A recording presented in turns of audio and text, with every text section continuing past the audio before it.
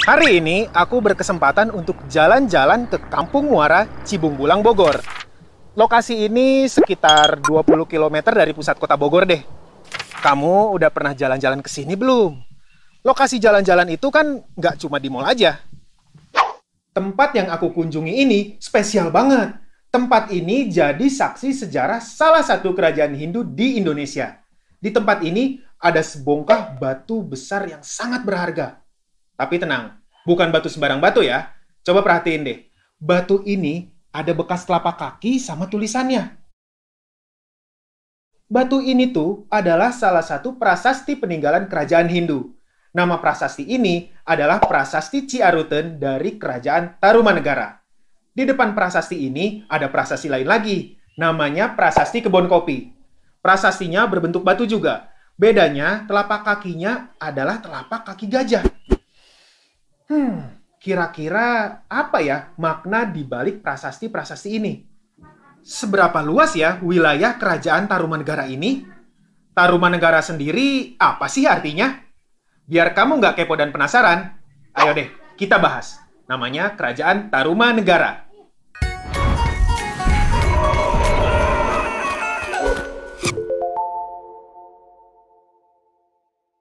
Kerajaan Tarumanegara adalah kerajaan Hindu tertua kedua di Indonesia. Dilihat dari asal katanya, Tarumanegara berasal dari dua kata, Taruma dan Negara. Negara punya arti kerajaan atau negara, sedangkan Tarum atau Nila merupakan nama sungai yang membelah Jawa Barat. Keberadaan tentang kerajaan Tarumanegara juga diperkuat dengan adanya berita Tiongkok yang pernah menyebutkan kerajaan Tolomo atau Tarumanegara. Kerajaan Tarumanegara pernah mengirimkan utusan mereka ke Tiongkok di tahun 528, 538, 665, dan 666 Masehi untuk kunjungan persahabatan. Kabar lainnya datang dari Gunawarman, seorang pendeta dari Kashmir yang mengatakan bahwa agama yang dianut rakyat Taruma adalah agama Hindu. Kerajaan Tarumanegara sendiri didirikan oleh Raja Diraja Guru Jaya Singawarman pada tahun 358 sampai 382 Masehi di tepi Sungai Citarum yang sekarang masuk dalam Kabupaten Lebak, Banten. Jaya Singawarman adalah seorang maharesi atau pendeta yang mulia dari India, tepatnya dari daerah Salankayana. Jaya Singawarman mengungsi ke Nusantara karena daerahnya diserang dan ditaklukkan kerajaan Magadha. Jaya Singawarman meninggal dan dimakamkan di tepi sungai di Bekasi, tepatnya di Kali Gomati. Tahta kerajaan digantikan oleh putranya, Dharma Yawarman di tahun 382 sampai 395 Masehi. Nggak banyak catatan sejarah yang bisa didapat tentang raja kedua kerajaan Tarumanegara ini. Namanya hanya tercantum di naskah Wangsakerta, naskah yang berisi kisah-kisah kerajaan-kerajaan Nusantara. Nama lain yang tertulis di naskah Wangsakerta adalah Raja Purnawarman. Raja Purnawarman memerintah kerajaan Tarumanegara dari tahun 395 Masehi sampai 434 Masehi. Dia bergelar Sri Maharaja Purnawarman Sang Iswara Digwijaya Bima Prakarma Suryamaha Purusa Jagatpati. Kerajaan Tarumanegara mencapai puncak kejayaannya ketika dipimpin oleh Raja Purnawarman. Kemasyhuran Tarumanegara diabadikan dalam prasasti zaman Purnawarman tentang dibangunnya pelabuhan dan beberapa sungai sebagai sarana perekonomian. Pada masa Purnawarman, Tarumanegara juga memperluas kekuasaan dengan menaklukkan raja-raja kecil di Jawa Barat yang belum mau tunduk. Selain itu, pemerintahan di masa Purnawarman sangat memperhatikan pemeliharaan aliran sungai. Sungai-sungai diperbaiki. Kayak di tahun 410 Masehi, Purnawarman memperbaiki Kali Gangga hingga Sungai Cisuba yang terletak di daerah Cirebon. Selain itu, di tahun 334 Saka atau 412 Masehi, Purnawarman memperindah alur Kali Cupu yang mengalir hingga Istana Raja. Bahkan, di tahun 335 Saka atau 413 Masehi, Purnawarman memerintahkan membangun Kali Sarasah atau Kali Manuk Rawa, atau yang sekarang lebih dikenal lagi dengan Kali Cimanuk. Dia juga memperbaiki alur Kali Gomati dan Candrabaga yang sebelumnya pernah dilakukan oleh Raja Diraja Guru, kakeknya di tahun 339 Saka atau 417 Masehi. Kali Gomati dan Candrabaga sendiri, menurut para ahli, sama dengan Sungai Bekasi sekarang. Terakhir nih, di tahun 341 Saka atau 419 Masehi, Dia memerintahkan untuk memperdalam Kali Citarum yang merupakan sungai terbesar di wilayah Kerajaan Tarumanegara. Nah, perhatian Purnawarman ternyata membawa dampak positif. Di antaranya bisa memperteguh daerah-daerah yang dibangun sebagai daerah kekuasaan Tarumanegara. Terus, karena sungai waktu itu berperan sebagai sarana perekonomian yang penting, pembangunan sungai-sungai itu membangkitkan perekonomian pertanian dan perdagangan. Setelah Maharaja Purnawarman bertahta, ada beberapa nama raja lain seperti Wisnuwarman yang berkuasa di tahun 434 Masehi sampai 455 Masehi. Terus digantikan anak beliau Indrawarman di tahun 455 sampai 515 Masehi. Kemudian ada Maharaja Candrawarman pada tahun 515 sampai 535 Masehi. Lalu dilanjutkan Suryawarman pada tahun 535 Masehi dan berakhir pada 561 Masehi. Sepeninggalan Suryawarman, raja-raja kerajaan Tarumanegara berturut-turut adalah Kertawarman 561 sampai 628 Masehi, Sudawarman 628 sampai 639 Masehi, Hariwangsawarman 639 sampai 640 Masehi, Nagajayawarman 640 sampai 666 Masehi, hingga raja terakhirnya Linggawarman berkuasa dari tahun 666 Masehi sampai 669 Masehi. Saat itu, Raja Linggawarman nggak punya putra. Dia cuma punya 2 orang putri. Putri sulungnya itu bernama Manasih. Manasih menikah dengan Tarusbawa yang kelak menggantikan Linggawarman menjadi raja. Sedangkan putri bungsu bernama Sobakancana yang menikah dengan Dapunta Hyang Srijayanasa yang kelak menjadi pendiri kerajaan terbesar di Indonesia, Kerajaan Sriwijaya. Keberadaan Kerajaan Tarumanegara bersumber dari 7 buah prasasti. Sebagian besar prasasti-prasasti itu ditemuin di daerah Bogor. Mana nih yang dari Bogor? Kamu harus bangga ya, karena dulu pernah berdiri kerajaan besar di Bogor. Penemuan 7 prasasti itu didasarkan pada lokasi pertemuan. Pertama, ada prasasti Ciaruten yang ditemuin di desa Ciaruten. Di prasasti ini ada gambar telapak kaki, lukisan laba-laba, dan huruf ikal melingkar. Prasasti Ciaruten ini berisi Vikrantas Syavanipateh, Srimatah Purnawarmanah, Tarumanagarendrasya, dan Visnoriva Padadvayam, yang artinya inilah tanda sepasang telapak kaki yang seperti kaki Dewa Wisnu, sang pemelihara. Ialah telapak kaki yang mulia Sang Purnawarman, raja di negeri Taruma, raja yang gagah berani di dunia. Cap telapak kaki melambangkan kekuasaan raja atas daerah tempat ditemukannya prasasti. Ini menegaskan kedudukan Purnawarman yang diibaratkan sebagai Dewa Wisnu. Purnawarman dianggap sebagai penguasa sekaligus pelindung rakyat. Penggunaan cetakan telapak kaki di masa itu mungkin dimaksudkan sebagai keaslian. Mirip tanda tangan zaman sekarang gitu deh. Terus, gak jauh dari prasasti Ciaruten ini, ada juga prasasti kebun kopi yang ditemuin di perkebunan kopi di kampung Muara Hilir, Bogor. Isi prasasti kebun kopi ini adalah tulisan huruf Palawa dengan menggunakan bahasa Sanskerta. Kalimatnya yaitu Jaya Visalasya Tarumandrasya Hastinah Airavata Basya Vibatidam Padadvayam. Yang artinya, di tempat ini, di sini, kelihatannya terdapat gambar sepasang telapak kaki yang mirip dengan Airawata, gajah yang sangat kuat, penguasa di Taruma atau lebih dikenal sebagai Tarumanegara, dan kejayaan kerajaan. Airawata sendiri adalah gajah kendaraan Dewa Indra, Dewa Cuaca, dan Raja Kayangan. Ada juga nih prasasti jambu yang ditemuin di perkebunan jambu di Bukit Pasir Koleangkak, Bogor. Isi prasasti ini bertuliskan, tapak kaki ini adalah tapak kaki Sri Purnawarman, Raja Tarumanegara. Baginda termasyur, gagah berani, jujur, dan setia dalam menjalankan tugasnya. Terus, ada prasasti Cidanghyang atau prasasti Lebak.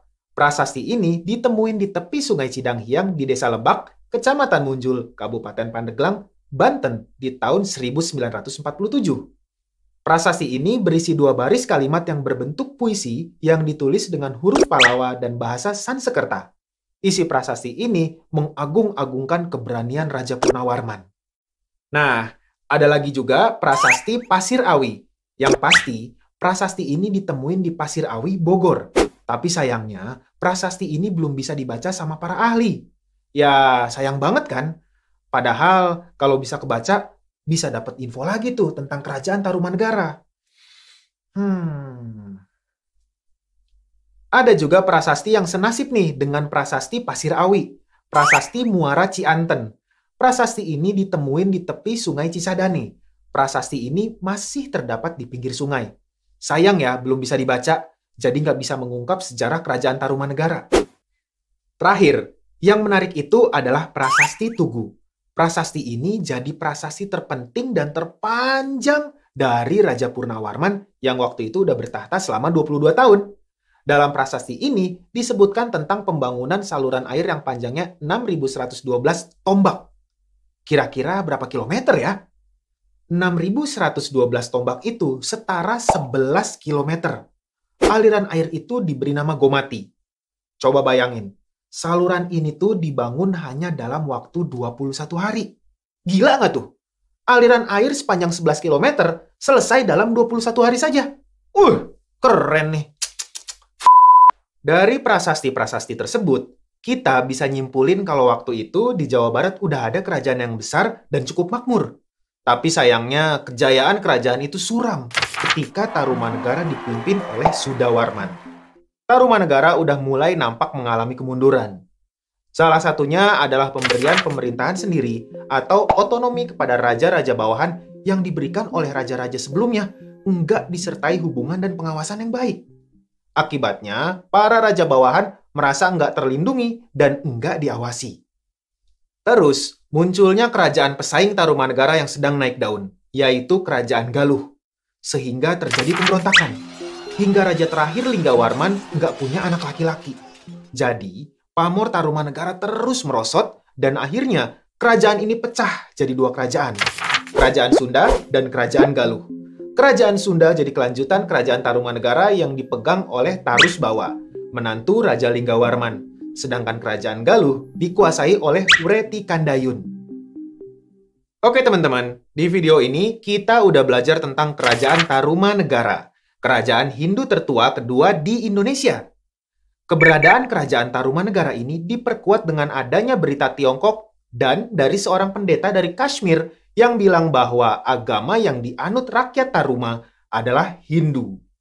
Kerajaan Tarumanegara sendiri didirikan oleh Raja Diraja Guru Jaya Singawarman, dilanjutkan oleh Raja Dharmayawarman Purnawarman. Di masa kepemimpinan Purnawarman, Kerajaan Tarumanegara mencapai puncak kejayaannya. Hal ini dibuktiin dengan 7 prasasti yang ditemuin.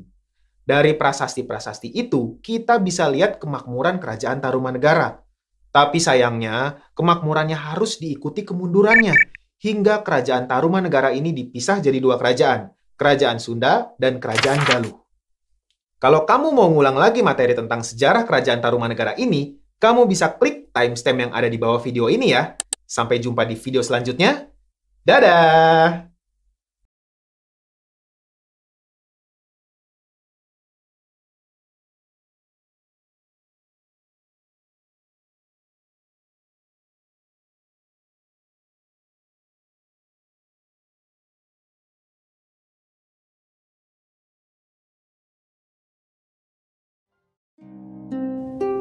Tarumanegara merupakan kerajaan Hindu kedua.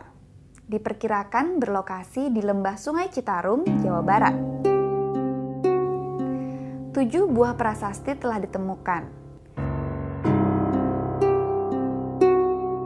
5 di Bogor, 1 di Jakarta, dan 1 lagi di Lebak, Banten, membuktikan kalau kerajaan Tarumanegara pernah berdiri. Ketujuh prasasti tersebut adalah Prasasti Ciaruten. Prasasti ini terletak di daerah Bogor, tepatnya di tepi Sungai Ciaruten, dekat hulu Sungai Cisadane.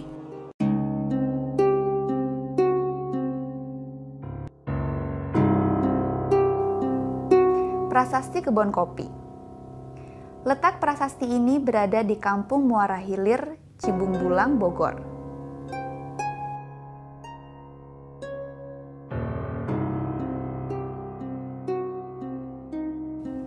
Prasasti Jambu. Prasasti ini terletak di daerah perkebunan jambu, kurang lebih 30 km ke arah barat Bogor.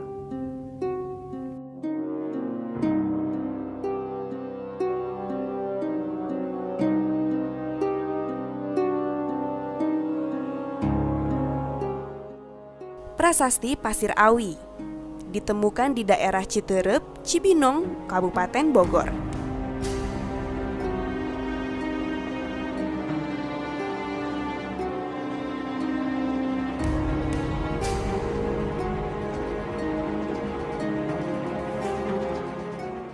Prasasti Muara Cianten ditemukan di Bogor.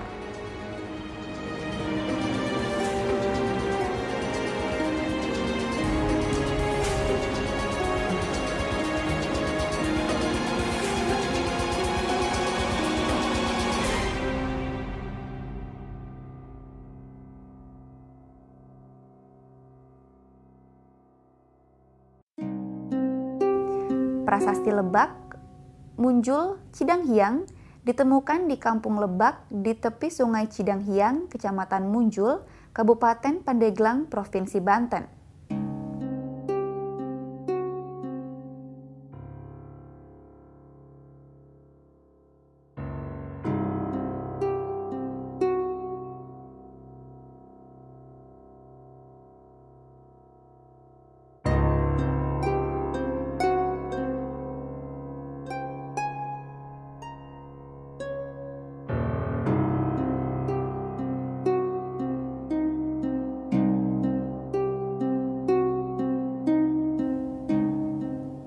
Prasasti Tugu, prasasti ini berada di daerah Tugu, Kecamatan Cilincing, Tanjung Priok, Jakarta Utara.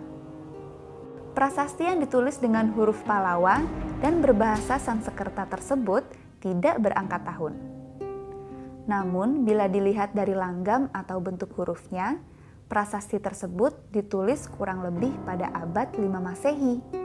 Adanya kerajaan Tarumanegara juga dapat diketahui dari berita atau catatan musafir Cina, antara lain bernama Fahian yang pernah berkunjung ke Tarumanegara pada tahun 414 Masehi. Fahian menyebutkan Tolomo untuk kerajaan Tarumanegara. Sumber lainnya yang membuktikan keberadaan kerajaan Tarumanegara berupa Arca Rajasi. Pada saat diperintah Purnawarman, kerajaan Tarumanegara mencapai masa keemasan. Purnawarman adalah seorang raja yang menganut agama Hindu. Masyarakatnya sebagian besar menganut agama Hindu dan sedikit dijumpai orang-orang yang beragama Buddha serta sebagian masih animisme. Oleh karena itu, kerajaan Tarumanegara dikenal sebagai kerajaan Hindu.